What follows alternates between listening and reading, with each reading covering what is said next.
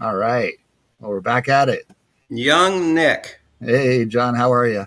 I could not be better, sir. How are you? Good, good. I'm just loving our. I think spring is finally deciding to be here That's it. after some mini false starts, fake springs, but I think we're hitting it now. We're in the I, exact same spot here in Milwaukee. yeah, yeah, and in Eastern Washington here, I can tell it's spring because there's a little bit of coloring on the buds of my lilac tree, and we have a big lilac. Our city is the lilac city, so I'm looking forward to it. They have such great aroma and Your city is called the Lilac City? lilac city. Yeah, Oh, that's cool. they have a big lilac garden in one of their historic parks that's here. So, and then they do a whole parade and a lilac, princess. So Nice. it's a Yeah. good time of year, and lilacs smell amazing. So can't go wrong with that. So, Yeah, we've got what about red-winged blackbirds I see out on my walks in the morning. so The tell me, robin, red winged blackbirds? What yeah, is so? Where's the red? Is it actually on their wings or is it on their yep, chest? It is. Okay. yeah. Sometimes it's yellow, but Okay. they call them red-winged blackbirds. But we've had robins here for a month or more, but the red-winged blackbirds are now here quite a bit. That's a sign that we've made it. That's right. Yeah, usually the robins set up a nest on my deck underneath it, and my dogs go crazy for a few. Well, depends on how many cycles of eggs they run through and babies they hatch. But my That's right. dogs go crazy on the deck for a while. Hmm. We'll Hmm. see if they come back. The family's been back 2 years in a row now. There you go. Yeah, And you've told me you've already been to a soccer game, which that's your right. Yep, yep. daughter's team won. Hallelujah. Yeah, yeah. It's a good day. She has 3 games this weekend, so 2 today and 1 tomorrow. It's crazy how busy it gets even at such young ages these Right. days. So, yeah, but yeah. Well, gosh, we've had I guess it's been 2 weeks, right, since our last talk. That Um, is right. we had some Easter holidays and some. Well, my kids had a spring break and felt like it was too long, and ready for them to go back to school this last week. So, Yeah. um, but yeah, life is cruising along, and Oof. there's this thing still that is all around us and seems to surface for some more than others, in terms of this grief and loss and bereavement. And I'm excited as I reflected on some of your writings this week as to really getting into some of the vulnerability parts of this and the meat. And I'm still thinking about a term for your, what do we have it? We're calling this John Hughes modes to grief. Yeah, which So, isn't so it's not very poetic. yeah, right. I want to call them the three sisters or something like that, but I think that's already a Native American term for Oh, uh, three vegetables that they grow simultaneously. So that might be appropriating. oh, But yeah. What are the vegetables? Now I'm I curious. can't remember. Okay. Corn, beans, and squash. Yeah, corn, beans, and Okay. squash. Okay. Interesting. Yeah, I know. I'm more the thinking technical brain is more like John Hughes grief toolkit. I don't know. But that's Something, that's something the will emerge after we're done with the topic. yeah. um, and I've been enmeshed so intensely in work um, since we last spoke. Whoa, just our marketers are doing a good job, and I'm full capacity every single day. Oh, I Yeah, bet full full it's panel. amazing. Hmm? Yeah, yeah. Full panel of patients to It is. make the And round. Good thing.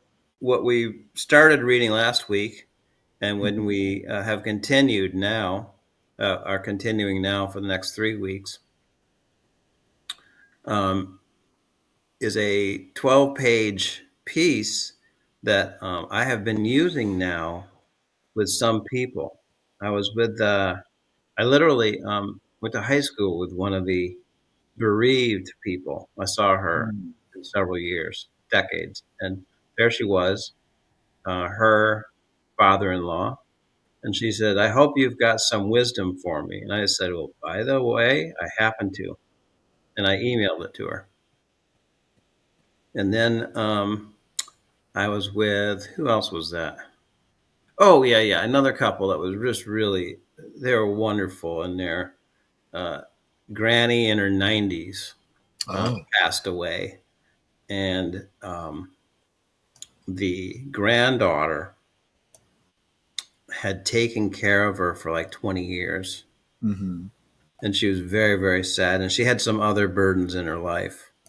Um, and they're like, I don't know. They said, how can we cope? How Right. can we cope with this grief? And I said, I've got a set of invitations for you that I've written up. That's Oh. how I phrase it. I'm gonna. I'm writing that down. I know I saw it in the our copy. It's, I don't know. I'm a visual person. Invitations. Yeah, a I'm set gonna of invitations. And that then might be the word. I I'm gonna have pin it a down. young nurse that I work with who's exceptionally good. She's an exceptionally good nurse. Mm-hmm. And the price of being exceptionally good and being so young is she gets emotionally involved. Mm-hmm. And when the patients die, just gets carried out to sea on the current of her own grief and has a hard time. Right Yeah. now, she's struggling. And I said to her, in addition to giving her a formal shout out, which Right. where our corporation, um, here's me praising her for her good work. Uh huh. I'm also writing out this thing for her because I think it helps. Yeah. Yeah. Gives people something to grab onto. Yeah. Absolutely. I gosh, I admire those nurses that work in hospice. Yeah, And for those who are know our history, that it's not new, but anybody who might be joining us that is new, and I'm a nurse, you're a hospice chaplain. um, I've always been more of a jack of all trades nurse, so I've had my experiences with patients on the comfort care or hospice in the acute world. um, and it's tough. And I definitely didn't see myself signing up for it as a permanent thing. But if you spend enough time in that realm, it comes your way. Um, but I do have to say that part of my longevity in nursing, especially in acute world and hospital, very sick patients, I think early on I realized that caregiver fatigue. What do they call it? This consistent trauma and grief of dealing with that, it takes its toll. So I decided early on I did not want to pursue that as a lifelong avenue. I'm glad for my experiences in it, but yeah, I mean, so with this teaching, these invitations, it's not just for those who are preparing to pass or their family members preparing to pass. It's for people who are, what do they call that? The like an effect, observer. There's a word I'm looking for. huh? Um, An onlooker. yeah, kind of. Yeah, you're on the outskirts. I mean, I'm picturing a radius, a nucleus. The immediate family, the people, the patient, the dying. And then you have a little bit out of that, you have these that are impacted and affected that are going to Right. experience grief. And then you have, you know what I mean? So it's not as deep, not as connected to the source, but still connected in this radius of this life. that Degrees of separation. that matter, but yeah, but enough to where it really matters and impacts them. Right. There's a technical term I'm drawing a blank on, but anyway, Well, I digress. it's gonna come to you. Yes, Yeah. And for those who are watching and don't know, I wrote a novel about my hospice work called Heart Like a Bonfire, and it was expertly narrated for Audible by one Mr. Nic Davis. thank you. Appreciate the nod there. Absolutely. We'll, Yeah. we can drop some information on that in our chat for anybody to follow as well. Yeah, Yeah. check it out on Amazon, however you consume. Um, there's the Kindle, right? I read Yeah. your book on the Kindle initially, Oh, did you? I didn't know that. and Yeah. then yeah, that's what I was. Well, I mean, you sent me a copy, of course, but for the eight, the whole production process. Yeah. But yeah, I had it on my Kindle because I pay for whatever Kindle subscription, and I get whatever books in the library. But yeah, then we were talking about it, and I was like, yeah, I've only read it digitally. Um, so that's when I was like, well, I'm just go on Amazon and get a copy of it physically. So And um, what's funny, Nick, is that I have a royalties page. do you? Yeah, and it tells me every time somebody reads a page on Kindle Oh, interesting. or 20 pages. So I went, oh, Okay, so looks like somebody last night sat down and read 17 pages. And I get nice. like a penny a page or something. Huh. I'm always curious how that works for authors being on the other side of it Yeah, as a yeah. voice It's so talent. interesting. I'm like, Yeah. well, it doesn't look like this person's finished. They read 17 pages, and then 3 weeks passed, and there was no more. I'm like, I guess I lost their attention. Well, I mean, yeah, I don't know if lost the attention or I know, I'm kidding. it's more it's a lot like what we do here. It's planting a seed. It may not be something they're ready for right now, or maybe it's stirred up some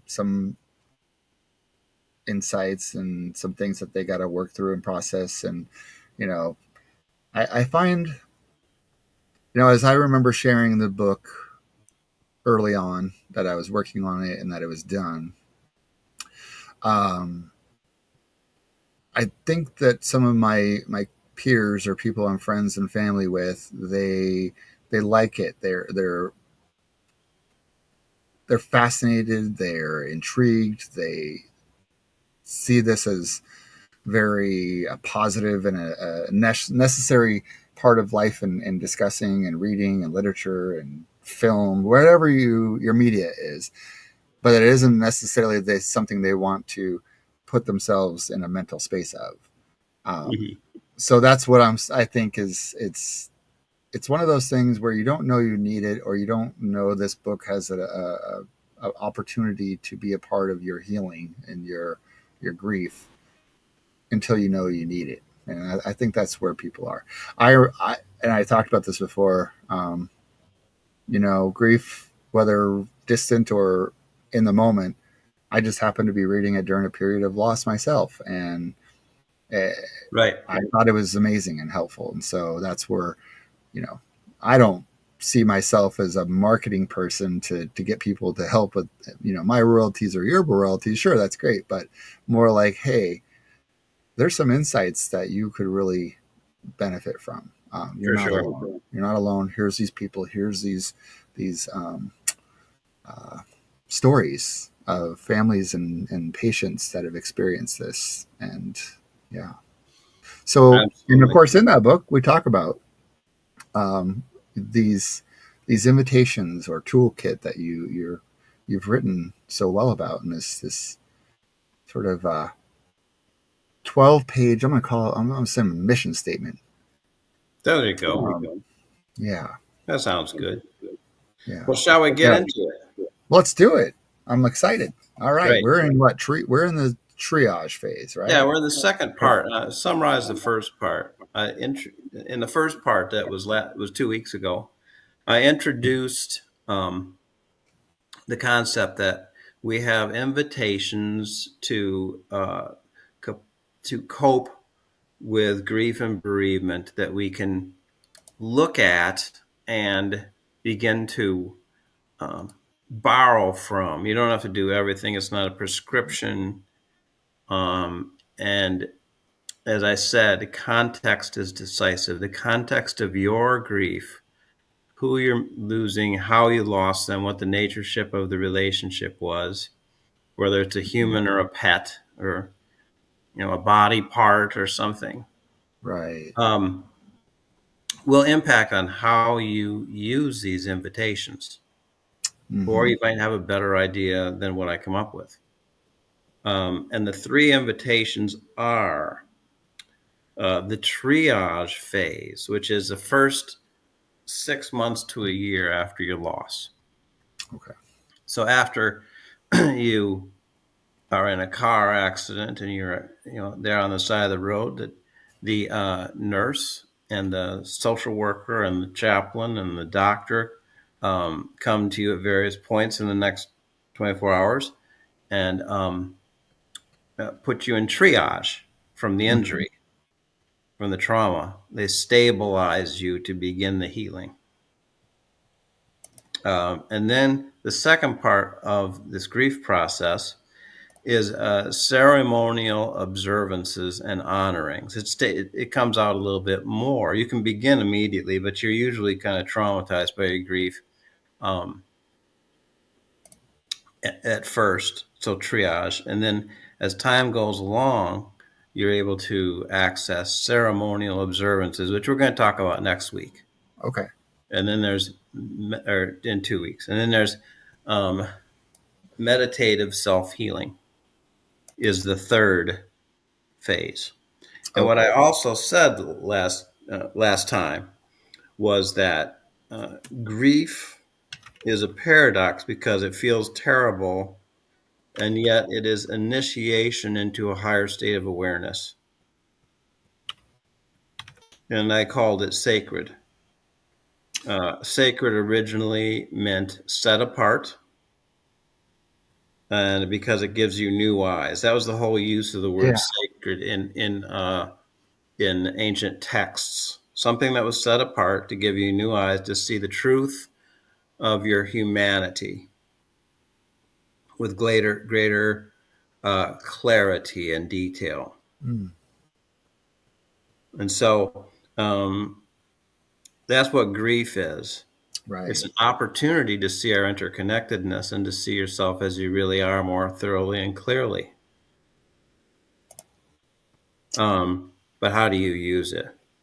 And I feel Yeah. after 14 years in the hospice world that we are basically illiterate as a culture and a Yeah. society. And I'm not being judgmental of Hmm. people by saying that. I'm not trashing anybody, um, but that's how I feel. Yeah. Yeah, yeah. Yeah. And I Um, think we talked about it a little bit in terms of recap. That is uh, a part of this whole paradigm shift of engaging in parts of living that are less connected to our humanity, right? And we oh talked about yeah, that's well said. Yeah, yeah, yeah. yeah, Good. Thank you. Less connected to our humanity. So shall we? So what happens next is I read about a yeah. page and a half, and then Okay, we discuss it.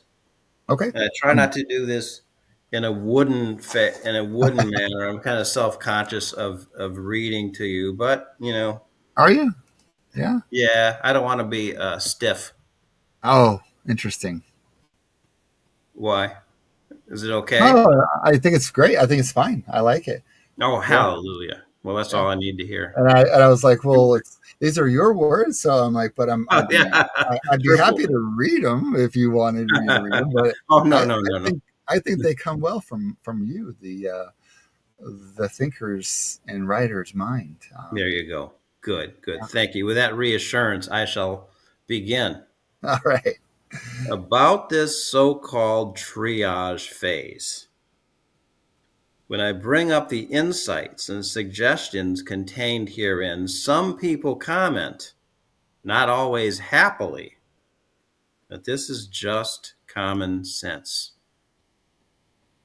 However, when I inquire into whether or not the suggestions are being followed by the complainers, the answer is usually no. So I continue to bring it up.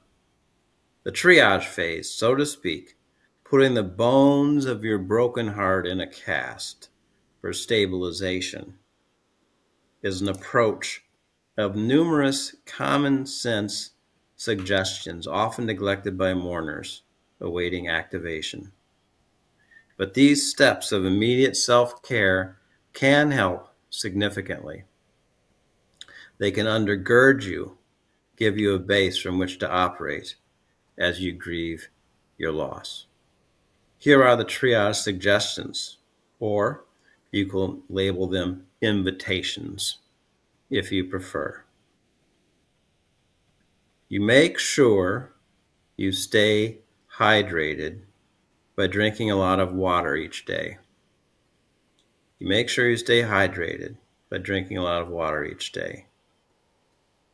You prioritize sleep.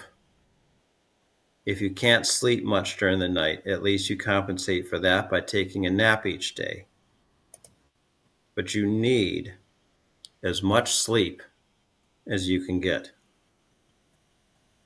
Since that old saying, movement is medicine, is true and never more important than now that you're bereaved, you get plenty of fresh air and movement each day by putting your aching body outside and taking a walk, breathing in the oxygen so that your lungs are filled with the healing breath of nature again and again. Take a walk each day and breathe deeply. You listen to music that truly enriches you. Tastes vary considerably, I know, but I think there is nothing more healing than listening to Bach, a consoler if there ever was one, or who knows, maybe some rustic bluegrass or Celtic music, or old school uplifting R&B. As part of your triage, putting your heart in a cast of healthy practices for stabilization, listen to music which you love, that soothes and uplifts, that touches your heart in a sustained massage. When you watch TV, if you do, seek light humor. I guess I can put my glasses on, can't I? All right. Now, Yeah. I got them over my head. Now is not the time to watch a horror show or murder documentary or to bathe in our nation's bitter divisiveness. If you must watch TV, keep it light and full of laughter. Get your protein, of course, but also eat plenty of vegetables so that your nutrition undergirds the vital functioning of your body mind, which is currently traumatized. Mhm. Eat well as part of your triage. It can only help. Don't be shy about saying no to requests for you to be out and about socializing on demand. At the same time, do seek out the company of people who are truly loving to you, truly understanding, and accepting of your grief as a process of recovery. You need to be coddled by good friends, welcomed, and listened to by a warm community, however small. Take a daily bath with Epsom salts. This is what I do. Yeah. And let your body relax. Let go in the cradling heat, the healing luxury of that warm water as it envelops you.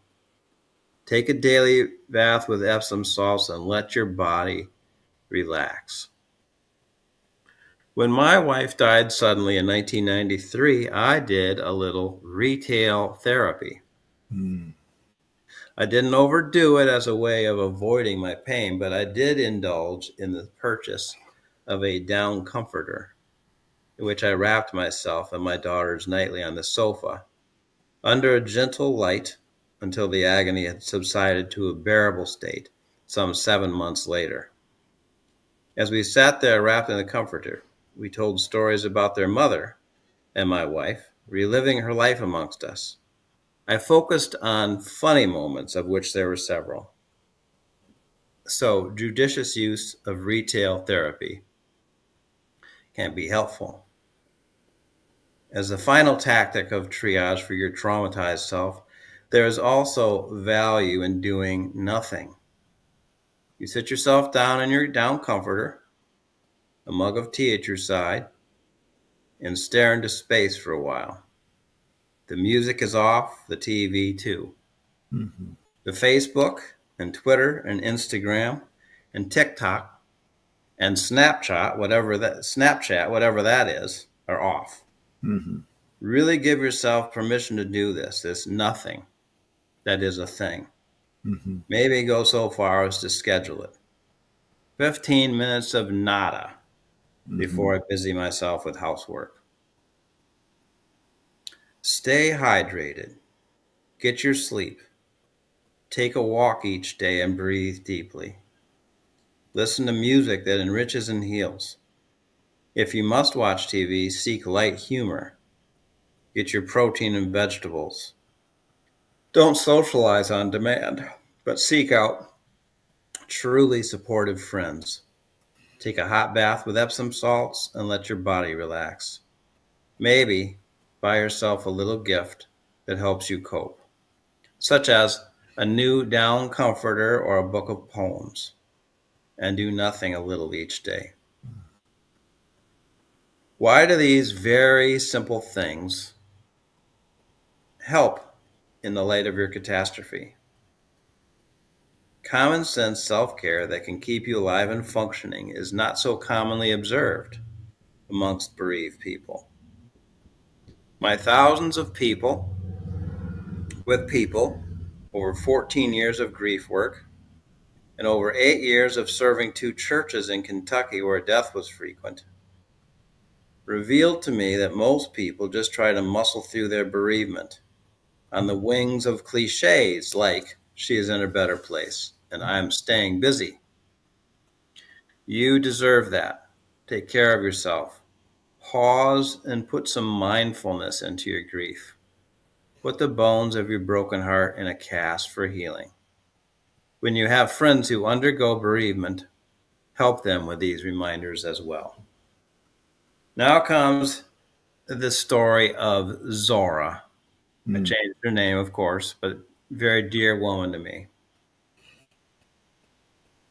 There was a 95-year-old woman, we'll call her Zora, real name withheld here because of HIPAA, Mm-hmm. who clacked her dentures always and wanted me to ask every time I visited her as a hospice chaplain where her cane was. Where's your cane, Zora? With enthusiastic force, she'd recite, it's in the store because I haven't bought it because I can walk without one. She'd then clap her hands with emphasis while smiling hugely. She'd ask me to sit with her and watch matinee baseball while she wore a Brewers ball cap. And she would say, let's see if these fools can hit. I heard her say, let's see if these fools can hit 5 or 6 times during our relationship. Also, one time we watched the spellbinding film Harriet about Harriet Tubman. She had posters of Harriet Tubman and Hank Aaron, who could hit, up in Wow. her bedroom, and exuded joy until the day she died about the exploits of those two, her heroes. When she died, her son and daughter and grandson were bereft. They had been very reverential towards their matriarch. I conducted the small funeral, high privilege for me, and afterwards spent time with the three of them as they expressed despair. She was their anchor, their guidepost on how to live life, and they looked haggard and forlorn in the wake of their loss. Mm. Grieving is healing, it is true, and I liked how they honored their love for Zora by crying. The tears that are shed are testimony to the love that's been shared. But I thought they could use a little triage. Oh, I've got somebody at the doorbell. Oh, he left. Okay, good. Um, I thought they could use a little triage for their broken hearts. Mhm. I sat down with them at Zora's kitchen table, the site of many of our delightful visits. I talked to them about the concept of setting the broken bones of their spirits in a cast as first aid to support healing. I suggested that they stay hydrated, get plenty of sleep, take a walk each day and breathe deeply, listen to music that enriches and heals. If they must watch TV, seek light humor, get their protein and vegetables, don't socialize on demand, but seek out truly supportive friends, take a daily hot bath in Epsom salts and let the body relax. Maybe buy themselves a little gift that helps them cope, such as a new down comforter or a book of poems, and do nothing a little each day. They took down these concepts, immediately began drinking more water and eating more vegetables, taking a daily walk, however humble, and listening to music that Zora loved, namely gospel music. They went out and got themselves some retail therapy, namely Brewers ball caps and an autographed Hank Aaron baseball bat from his time with the Milwaukee Braves, which went on display on their fireplace mantel, and which they touched every evening with bowed heads in a moment of silence, drawing energy from Zora's memory. And they gave themselves permission to take naps during the day, which they all sorely needed, for the next 6 months, every day. These stratagems did not take away their pain any more than a cast on a broken leg automatically heals the bone.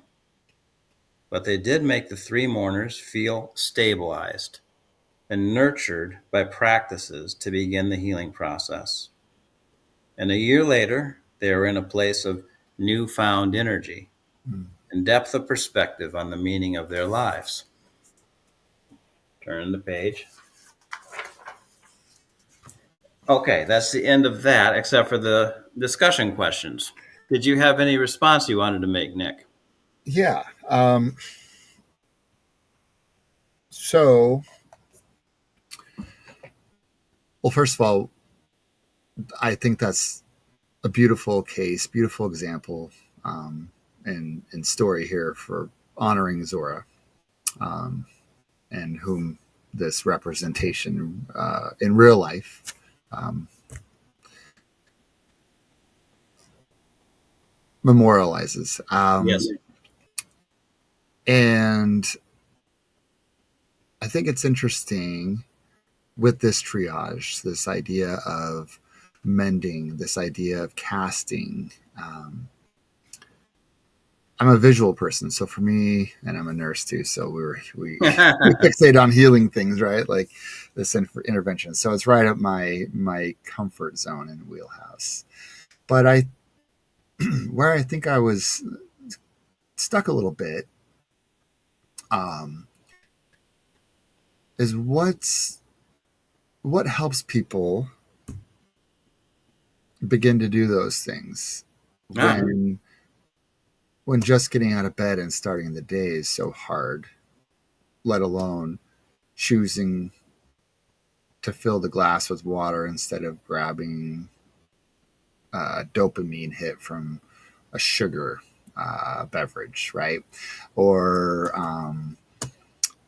grabbing the cookies or the bag of chips because it's easy and it's convenient instead of the celery with peanut butter. You know what I mean? So I think that's what, as I put myself in the shoes of this bereaved or think of my own experiences, um, people tend to go to those things which they call comfort. right? Um, some are worse substances or worse habits than others, to the extreme of dissociating, right? So I'm just thinking, what in this triage helps make that choice when choosing alone is an almost insurmountable task? That's a super good question. Yeah. Glad you asked it. You Yeah. know What what comes you experience? know what comes to me immediately? Yeah. The buddy system. Okay. Kind of an accountability. Not really. I don't. Accountability sounds really harsh in light of Yeah, but support. grief. Yeah. Yeah. Support. Yeah. I had the buddy system when I was going through the death of my wife. Uh huh. I had a friend in Austin, Texas. I was in Kentucky, who called me once a week. I had another friend who came over, also about once a week. Yeah, I had a third guy who was calling from Racine, Wisconsin, Yeah. and uh, supported me. I didn't have these as a conscious thing, but I Right. did. I did start to develop thoughts. Oh, and I had a friend that came by with the healing music. It Mm-hmm. wasn't bluegrass, but he was kind of Kentucky rural dance music, kind of Yeah. more kind of dance music that was square dance, but it was really ecstatic, and gave me that to listen to. Yeah. I had these the supportive friends who gave me some degree of structure and support. Yeah. Okay. If you don't have that, then I think you just kind of have to be able to manage one or two of these. Right. One of them might be getting enough sleep. You can surely get Mm-hmm. that. At Yeah. least try to just stay in bed until you Mm-hmm. get some sleep. The hot water bath is with the Epsom salts might be. It just feels so much like you're treating yourself that it's not a Uh huh. discipline that you have to do. Gotcha. Yeah. Yeah. And I think that's a good thought. That rather than be interpret these things as prescriptive, they're more suggestive, and that what works for someone, I mean, yes, if somebody can go, like you have said, you experienced the music, you experienced a self care, being intentional about giving yourself this place to just let everything go and release in this soak in this bath. Um, and then, when the energy was there and you had kids that you're helping through this process too, you you wrapped yourselves in a place of comfort and connected with the deceased, with your wife, and that's, for some people, then maybe that's more than they can do, right? Maybe Right. they're for them it's just getting up and listening to that soothing healing music, or Yeah. Yeah. yeah. um, Listen, listen, have a glass of water. yeah. Yeah, take that little step, right? Or if you're finding it, and by using this, thinking about this triage toolkit, or invitations into triage here, I think you can kind of look at it as, okay, if you're having a hard time finding which of these you have the energy, the strength, the drive to do, then look to those limited people who don't over socialize, but those whom you socialize with, that's where you say, I'm getting, instead of saying I'm getting by, you say there's these things I know that would help that I want to try to do, and Exactly. they can become that, like, Yeah. okay, well, I'm gonna check on you, if that's okay. I'm gonna make sure you're doing these, trying, working towards doing these things. Don't be so hard on yourself. We'll get there. We'll do it together. um, you know Because a lot of people just sort of say, "How can I help?" And I Yeah. and the people who are in the throes of this experience, even when whether it's written down and you're following recommendations from the brilliant wise John Hughes, or you are naturally coming by these things organically without realizing you're part of this phenomenon, a shared experience that doesn't feel so shared. um, but yeah, I just think that for me, I tend to get overwhelmed, and it's like, where do I begin? I mean, bad nothing. There's no analogies or comparisons to this process of navigating grief and bereavement.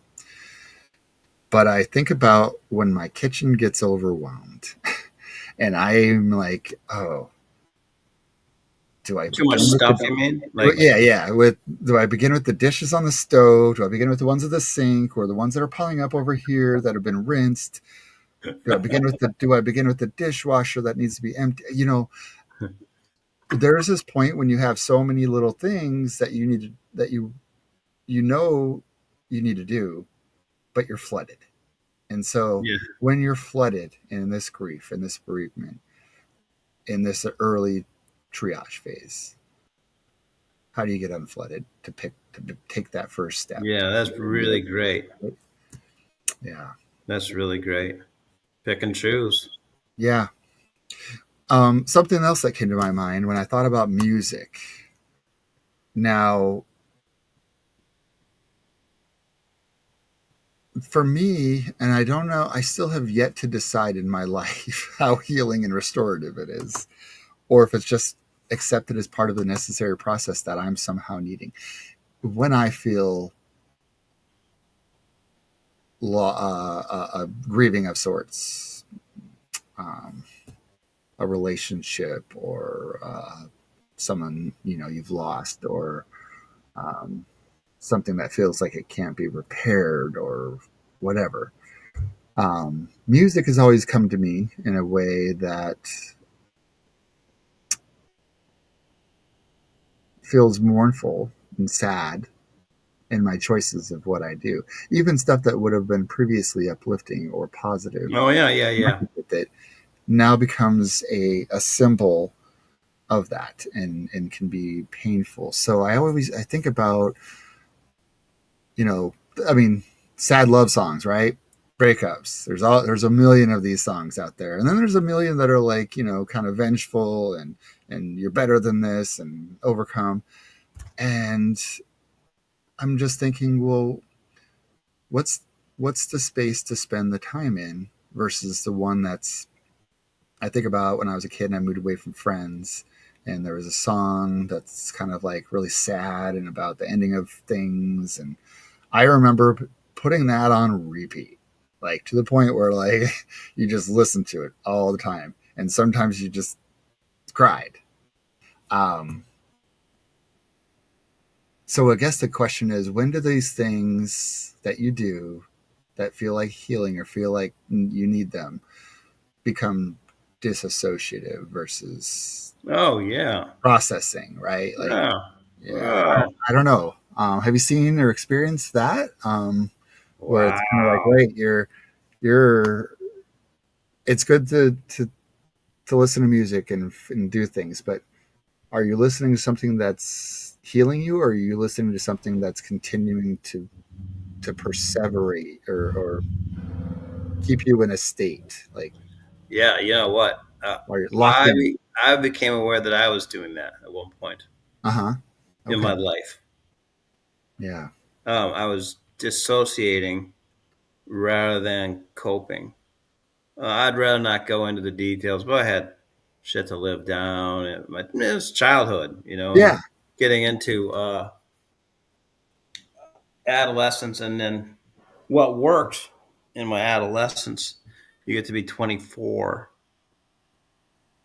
and I'm realizing, this isn't actually working, but I'm persisting as a way of avoiding what I'm need Ah, yeah, I need to like that. That's face. the Yeah. Yeah. My mother died when she was 6, and my dad remarried quickly thereafter, and it's a long story. Yeah. Yeah. Um, but so there it is. There it Hmm. is. So Um, yeah, I yeah. like that. Where And you you, just become sort of you have to have the self awareness, and mhm, you have to have some friends that might be helpful to you in that regard. right. If you don't, I don't know. Yeah. You just have to sort of be a person that thinks about these kind of matters. Hmm. You Yeah. know? Or if you're not, have those people that you're Yeah. able to resort to or surround yourself with. Yeah. And honestly, I think sometimes those people reveal themselves, you know, Hmm. like even, if you've got a network, you're not, not alone. But yeah, this experience, I think, and I think that's what I like about your invitations to grief here is that it's not a one size fits all practice. Um, Oh, yeah. but the key thing is that there's a part that wants to really honor and commemorate the lost, but there's just as important and probably even more from what I'm taking from you and your thoughts too is to to be intentional about caring for yourself because that is the best way to honor and memorialize and be able to what we'll talk about in further processes. And I noticed you touched upon some of it in this story with Zora, which is your you have to we always talk about you can't care for others unless you care for yourself. And it sounds so cliche and we throw it around and but we all eventually come to this, like, whether we reluctantly accept it or we radically accept it, it's true. Like, you can't do things for others, your job, the people who depend on you, honoring the those who have passed, that your loved ones you've lost. You're only as good as how you condition yourself Hmm. at doing those things. So when you talk about the other next parts of of the invitations to grief here, you mentioned, I think you said some retail therapy, and I thought that was fascinating. Not just yours, but with Zora and her family, Yeah. because Throw the ball caps and the Hank yeah Aaron baseball they bat. they they've splurged. I mean, it couldn't have been cheap to get a Hank Aaron autographed baseball bat. Right. Um, but how cool is that? That yes, you got a little bit of a thrill. You got a purpose. You've had a mission. Like, that's some high executive functioning stuff Yeah. to go through and coordinate that. And then, so I mean, you're to do that. You're thinking about it. You're focusing. I mean, there's mindfulness in it as well, and the thinking and processing of it. Of like, you know what I'm going to do? I'm going to go get baseball hats. You know what I'm going to do? I'm going to go. I'm looking, like, maybe they're on a rabbit hole chasing down this baseball bat. But you know what it is? It's fulfilling them with some need, some purpose that gets them out of that funk that we talked about where you're avoiding. Um, it's moving. It's progress versus staying stagnant. Right. Yeah. But I like that because it goes into what we talked about, which is this commemorating, this memorializing, this legacy of the individual. So not only do they do that retail therapy, but then it shows growth because then it becomes this symbol of connection to this person who is their guidepost in life, and now they have a literal guidepost on the mantle, right? Yeah. Yeah, Absolutely. yeah. I Absolutely. like that guidepost. I thought about that. These invitations, this grief modes of grief here. You mean being guideposts? Guidepost toolkit. Three Yeah. sisters. It'll come together. Yes. Yes. So I've Um, also, yeah. Go go ahead. ahead, Nick. No. I I have the discussion questions here that I wrote down. Oh yeah. Yeah. We'll just touch on one. Okay. Um, Let me see. People This. can ask themselves the second one, which is which two or three of these triage approaches appeals to you most and makes you feel like they would help stabilize you in a time of loss. That's for our listeners. Uh huh. But here's the first one. Is it really the case that drinking water and taking naps would help you in a time of grief? And how? I have my answer, but what about you, Nick? Is it really the case that drinking water and taking walks and taking naps will help you with grief? Yeah. And I say yes because in this overwhelm, and like we just talked about, in this state of overwhelming flooding, where to begin? What do I do? What's the? I mean, it's it's a small little piece of a baby step. It's preparing the foundation,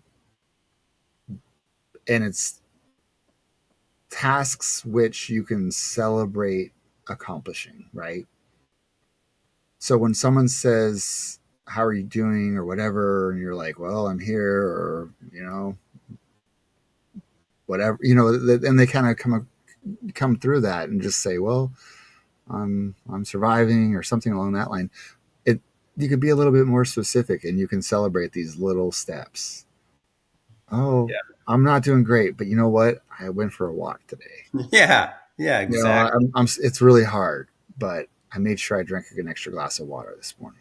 Exactly. Um, And I view it as like you are Permission. a seed, and Yeah. that's quality soil that you're sitting in. Yeah. These Mhm. practices, Yeah.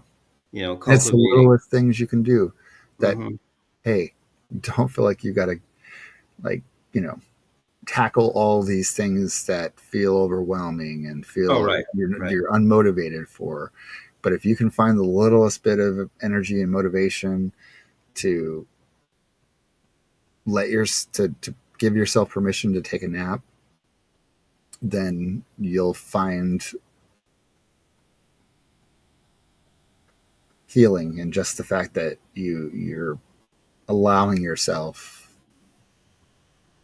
to just care and do things that feel good for you. Yeah. How much do you think people get caught up in grief with guilt, and that somehow they don't treat themselves to things because it's like a punishment for the guilt? There's a lot of neurotic guilt out there in the world, but I would still, in spite of saying that, I would still say that it's not a lot of people that are going to say, "No, I feel too guilty about buying myself a down comforter Mm, or any kind of retail." It's not a lot. Um, interesting. I've been with 10,000 bereaved people now, talking to them, Yeah. and they say, "Well, she's in a better place. Um, she would want me to be happy, not Mm, wallow. So I'm cool." That's right. that's where the grief illiteracy is from my Yeah. perspective. Interesting. There's Yeah. a unwillingness to touch the nerve endings of the thing, um, to feel it, and so um, guilt may be subconscious. But I have every time I do an intake on a patient and their family, um, which is about 2 times a week. Hmm. They ask me, is the patient or are the family struggling with grief? And 99 times out of 100, I write, neither observed nor reported. It because it could be. I'm assuming there's guilt feelings. I have guilt feelings. I'm sure you do too about Hmm. things in your life. Yeah. Um, but people don't talk about it. Yeah. Well, okay. So here's an example as I think about it. Um, I couldn't imagine being in a phase of my life being very parallel or similar to maybe the phase in which you were in your life when you lost your first wife, Yeah. and raising two girls. I mean, Yeah. probably not much older than you were at that time. I'm dealing with it, two daughters as well with my wife, um, and I couldn't imagine thinking about the times where maybe I hurt my wife's feelings, or it was like, gosh, there was that morning where I was too busy and I was just like a little more apathetic, and I didn't, give her a hug and kiss goodbye because I ran. You know what I mean? Like all of those things. Like I wish I would have done this. Or so. I mean, is it guilt? Is it regret? Both. You know. Um, yeah. And I could just imagine myself being so hung up in that there's this bit of denying myself any care or Well, you're a positive sensitive person. treatment because of this. Like I why did she have to go? It should have been me. She is the better person, the better parent, whatever you do, right? Like, and I'm a pretty neurotic individual, I'll just admit that right now. So that's why us neurotics are pretty deep, intense thinkers. But anyway, yeah. So that's what I guess I'm thinking about is in that grief. Is that are those avoidances to be caught up in all that regret and in things to be guilt, survivor's guilt? Are those just avoidances of grieving? No, I wouldn't. I wouldn't label them that. I would just say that they're part of the process. Yeah. Okay. Somebody steps on your foot, you're going to have a lot of thoughts and feelings about that sensation.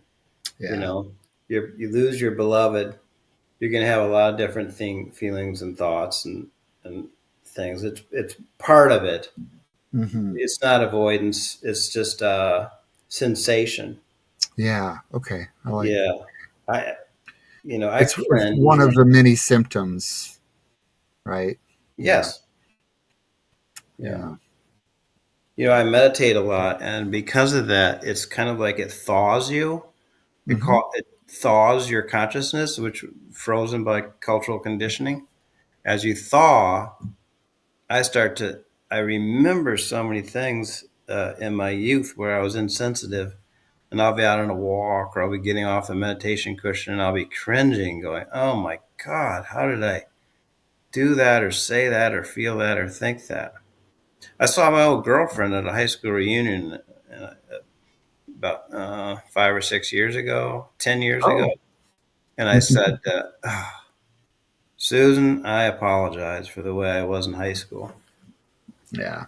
I just wasn't a good boyfriend." She goes, "Oh, you were fine. You were one of the best guys in the school." I said, "I was terrible." She goes, "Well, I was 16. I didn't know any better." Yeah. I was like, "Good. I'm off the Yeah. hook." Yeah. Yeah. Well, Well, I'd like to so change the subject, Nick. Oh, oh, would you? real Do you have quick. something more to say? Not necessarily about that. I apologize. So my copy that we have, I only had the questions on my copy from the first or last week. I don't see Oh, those questions. So if I'm missing them and I'm not giving you enough time to share those questions that are part of this one, um, those please are the ones please I've read read them. them. Oh, you read them. Okay. Is it Okay. really the case that drinking water and taking naps would help you in a state of time of grief? And Gotcha. how? And then the second one was, which two or three of these triage approaches appeals to you most and makes you feel like they would help you stabilize in your Oh, time of loss? yeah. Which people listening Hmm. can respond to below in the comment section. Yes. I will have you shoot me a message with those, and I'll put them in our chat here for this Yes. topic. Yeah, I'll put I'll type them into our chat so people have those questions too. Yeah. So okay, good. But yeah, I'll just need to maybe get an updated copy because I only got the for last week's questions. So we'll get that all ironed out for futures. So, but I wanted to show you something, Nick. oh, of course. Yeah, it's 4 books. we've got two more sessions Hmm. um, with this topic. Yes. Next time, we're going to talk about ceremonial observances and honoring, and the time after that, we're going to talk about meditative self healing. But what do we do after that? Right. You got some books. I've got the four books. Okay. We're going to go through them, some of them in depth, and some of them. So I thought I'd just do a little teaser. Okay. Healing through the dark emotions. Yes, healing through the dark emotions. Miriam Greenspan. Where's the name? Ah. Yeah, there you go. The wisdom of grief, fear, and despair. We're Hmm. gonna go through this book in depth, Okay. and we will. It won't just be bookish. We won't Yeah. just be. It's not a book report. Right. No, Um, but it's a it's it's a one of the great. catalyst. Huh? It's a catalyst for engagement and discussion. Catalyst, There we go. precisely. I'm always doing this wrong. Check No, out you're that good. title. Die Wise Manifesto for Sanity and Soul. I like the idea of that. Oh my goodness. I've read this book two times and I'm going to read it again. It is life altering. Yeah. Oh, yeah. Life altering. A manifesto for sanity and soul. It's just, when I read the list the very first time, I said who people that we're going to be drawing our wisdom from. Mm-hmm. Miriam Greenspan and Stephen Jenkinson are two. Nice. The Science of Enlightenment, How Meditations Works. Okay. Oh, Shenzhen Young. Yeah. Yeah. Yeah. So um, I was reading somewhere, somebody was talking about the greatest Zen masters in the Uh-huh. United States, and his name kept coming up in the top two or three. He's in LA. Big thing about him is that he has been a meditator for like 30 years, but he also is literally a scientist. Oh, interesting. What kind of science? Consciousness studies. Okay. Yeah. So Leonard Cohen, the great songwriter, Yeah. Yeah. a towering work by one of the great teachers of our time. I'm Yeah. I'm interested in that. I like the idea of getting into some meditation here. Yeah. That fascinates me a lot. Yeah. I've listened to this book on Audible two and a half times, and I'm going to read it. And we're going to go into that. Okay. And then I have one more. Now, this book is the game changer, stronger than the first three. The only problem is it's over my head. Oh. Combining Uh-huh. by, Uh, where's her name? Up top. Oh, Laura there. Bateson. Okay. Nora Bateson. Her dad was a famous, world famous scientist named Gregory Bateson. Her stepmother was the great anthropologist Margaret Mead, and I guess not stepmother, but Gregory Bateson's first wife, and then he married somebody else, and then Nora was part of that. But this book it's where I got that phrase that I mentioned to you before about warm data, Uh-huh. Yep. Yep. That's right. and she talks about systems change and the way that we approach issues in our country. Mm, Any issue is naive because we address them head on and we usually cause more damage than good right. by our approach. And she has an alternative. Okay. I have not yet grokked what that alternative is outside of Yeah. it's a it's one of the hardest books to understand that I've read. But my concept is that I will grok it and then make it understandable for people. Yeah. So Okay. that's the future. That's the future of Yeah. this. I just I put those in the chat, and I just kind of mentioned in there that will be looking ahead, starting after this first 4-part series of Modes to Grief. Episodes 6 through 10 will be those covering Oh those yeah, and more, topics and books. Oh and yeah, more. yeah. But Yeah, yeah. just looking at Okay, very good. You already put that in, huh? yeah, yeah. You are just on fire. That's right. I did also put for anyone in there the links to Heart Like the Bonfire, Heart Like a Bonfire, if they haven't Yeah, got beautiful. it. So Amazon link for any of the formats, digital, paperback, or Audible. And then yeah, so next week, I think we introduced it a little bit with Zora's family here, Yes, meditation and honoring. yes, Honoring a good example of that with Zora's family and the ball caps and um, the autographed baseball and the mantle.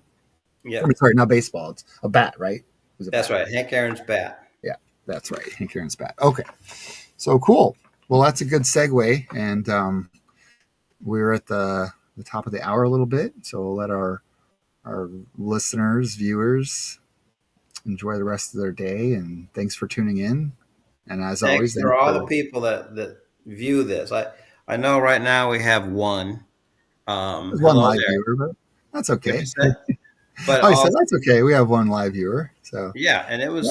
it was 60 last time over the. So oh yeah, so we get the views of the live, and then I think we get some metrics or details on views of the video after Right. too. Yeah, So yeah.